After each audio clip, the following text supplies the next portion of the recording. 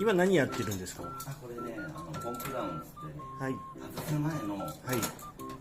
ガスを室外機に閉じ込める感じですね。ああ、これは稼働しながらガスを、そうそうそうああなるほどですね。